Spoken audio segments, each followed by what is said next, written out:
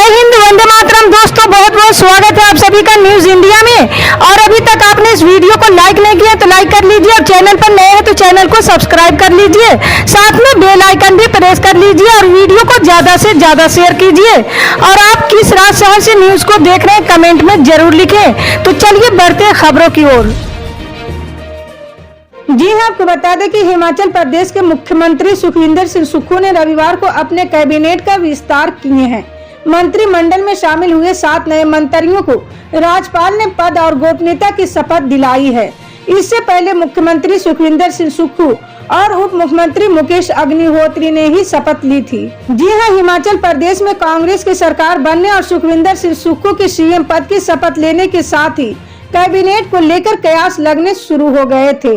हालांकि पार्टी के अंदरूनी कलह के कारण सुक्खू कैबिनेट के लिए मंत्रियों का चयन टेढ़ी खीर मानी जा रही थी, लेकिन अब हिमाचल प्रदेश के सुक्खू कैबिनेट में 7 नए मंत्री शामिल हुए हैं। जी हाँ, आपको बता दें कि शिवसेना सांसद संजय राउत ने दावा किया कि महाराष्ट्र की एकनाथ शिंदे और भाजपा के गठबंधन की सरकार इस महीने के अंत तक गिर जाएगी। उन्होंने कहा कि सुप्रीम कोर्ट शिंदे गुट के 16 विधायकों को अयोग्य घोषित कर देगा, इसके बाद गठबंधन अल्पमत में आ जाएगा। राउत ने कहा कि 16 विधायकों में शिंदे भी शामिल हैं। जी हां, आपको बता दें कि शिंदे गुट के विधायकों को अयोग्य ठहराने की मांग वाली ठाकरे गुट की याचिका पर सुप्रीम कोर्ट में 13 जनवरी को सुनवाई होनी है। संजय राउत ने कहा, ये सरकार फरवरी का महीना नहीं देख पाएगी। मेरी बात मान लीजिए, ये सरकार वेंटिलेटर सपोर्ट पर है। जिस दिन सुप्रीम कोर्ट फैसला सुनाएगा उसी दिन सरकार गिर जाएगी। जी हां, संजय राउत ने दावा किया कि शिंदे की सरकार का गिरना पहले से ही तय था। उन्होंने कहा, हर कोई जानता कि ये होने जा रहा है, इसे टालकर कुछ और समय निकालने की कोशिश कर रहे हैं। जी हाँ, आपको बता दें कि राष्ट्रवादी कांग्रेस पार्टी नेता शरद पवार ने बिहार में जाति आधारित जनगणना कराए जाने को लेकर नीतीश कुमार का समर्थन किया है।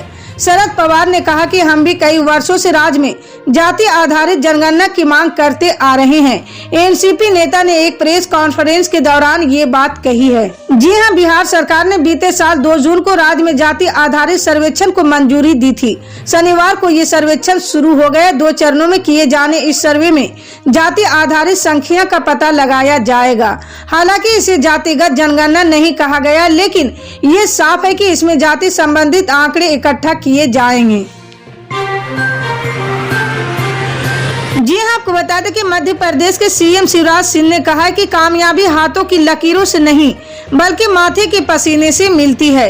रविवार को इंदौर में प्रवासी भारतीय सम्मेलन के उद्घाटन के मौके पर सीएम शिवराज सिंह ने युवाओं को संबोधित करते हुए कहा कि अगर व्यक्ति ठान ले और वे चाहे तो दुनिया बदल सकता है। उन्होंने पीएम नरेंद्र मोदी का उदाहरण देते हुए कहा कि उन्होंने साफ सफाई का बीड़ा उठाया तो सभी लोग इसमें जुट गए। इंदौर ने तो साफ सफाई में सिक्सर ही मार दिया है। उन्होंने कहा कि आज पीएम नरेंद्र मोदी के नेतृत्व में देश विश्व को राह दिखा रहा है। जी हाँ, आपको बता दें कि इस महीने श्रीनगर में भारत जोड़ो यात्रा समाप्त होने वाली। कांग्रेस कह रही कि ये यात्रा राजनीतिक नहीं बल्कि विचारधाराओं की लड़ाई है। राहुल गांधी भी जोर देकर कहते रहे कि ये भाजपा आरएसएस के साथ एक वैचारिक लड़ाई है, लेकिन बड़ा सवाल ये है कि क्या ये वोट में तब्दील होगा। कांग्रेस कह रही कि इसके प्रभाव का आकलन करना होगा। गौरतलब है कि पिछले 2 आम चुनाव में कांग्रेस का प्रदर्शन बहुत खराब रहा है। जी हाँ, पार्टी महासचिव जयराम रमेश ने गुरुवार को कहा कि विभाजनकारी विचारधारा से मुकाबला करने और सद्भाव बनाने के लिए भारत जोड़ो यात्रा निकाली गई है। ये चुनाव जीतने वाली यात्रा नहीं है।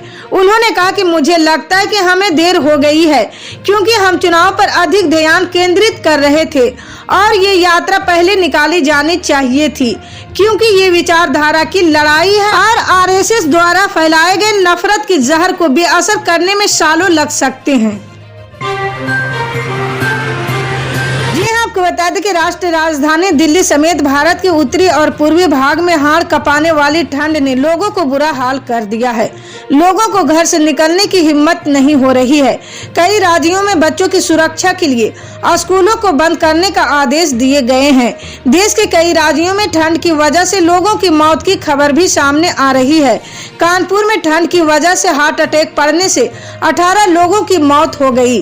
10 तो अस्पताल ही नहीं पहुंच पाए हैं, जबकि 8 ने कार्डियोलॉजी में इलाज के दौरान दम तोड़ दिया। दिल्ली में रविवार सुबह कोहरे की मोटी परत छाई रही, जिससे दृश्यता 100 मीटर से भी कम रही। राष्ट्र राजधानी और आसपास के राज्यों में कड़ाके की ठंड और कोहरे की स्थिति बनी हुई है। जी हाँ, आपको बता दें कि भाजपा सांसद वरुण गांधी के हालिया बयानों ने नई अटकलों को हवा दे दी है। दरअसल बीते दिनों वरुण गांधी ने जिस तरह से अपने ही पार्टी की नीतियों की खुली तौर पर आलोचना की, उसके बाद लोग हैरान हैं। साथ ही ये भी कयास लगने शुरू हो गए कि क्या वो कांग्रेस में एंट्री करने के लिए अपना मार्ग प्रशस्त करने में लगे हुए हैं। भाजपा के साथ उनका मोहभंग गाहे बगाहे नजर आ रही है। पिछले 2 साल से अधिक समय से जिस तरह के उनके लेख प्रमुख पत्रकारों में प्रकाशित हुए हैं, साथ ही पिछले महीने एक जनसभा में उनका संबोधन हतप्रभ करने वाला था। जी हाँ, इस जनसभा में वरुण गांधी ने कहा था कि ना तो मैं नेहरू जी के खिलाफ हूँ, ना ही कांग्रेस के खिलाफ हूँ। हमारी राजनीतिक देश को आगे बढ़ाने के लिए होनी चाहिए, ना कि गिरह युद्ध पैदा करने के लिए। आज जो लोग केवल धर्म और जाति के नाम पर वोट मांग रहे हैं, हमें उनसे पूछना चाहिए कि रोजगार, शिक्षा, चिकित्सा का क्या हाल है। जी हाँ, आपको बता दें कि जोशीमठ संकट के चलते एनटीपीसी पावर प्रोजेक्ट को फिलहाल सरकार ने रोक दिया है। ऐसा माना जा रहा है कि एनटीपीसी की बनाई गई सुरंग के चलते जोशीमठ में जमीन धंसने की घटनाएं हो रही है। इस मामले में एनटीपीसी ने सफाई दी है। उसने कहा कि एनटीपीसी जोशीमठ शहर के नीचे सुरंग का निर्माण नहीं कर रहा है।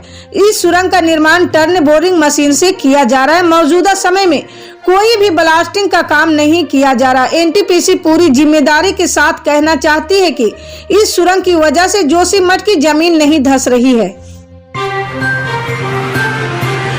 जी हाँ, आपको बता दें कि समाजवादी पार्टी के राष्ट्रीय अध्यक्ष और उत्तर प्रदेश के पूर्व मुख्यमंत्री अखिलेश यादव आज सुबह लखनऊ में पुलिस हेडक्वार्टर पहुंचे हैं। इस दौरान उनके साथ कई सपा नेता भी मौजूद रहे। लखनऊ में पुलिस मुख्यालय पहुंचने के बाद समाजवादी पार्टी ने कहा कि वहां एक भी जिम्मेदार व्यक्ति मौजूद नहीं थे। जी हाँ, आपको बता दें कि सपा कार्यकर्ताओं के खिलाफ फर्जी मुकदमों के मुद्दे को लेकर अखिलेश यादव पुलिस मुख्यालय पहुंचे हैं। अखिलेश यादव ने सपा कार्यकर्ताओं की गिरफ्तारी पर विरोध जताया। अखिलेश यादव सपा कार्यकर्ताओं की गिरफ्तारी के खिलाफ पुलिस मुख्यालय पहुंचे थे।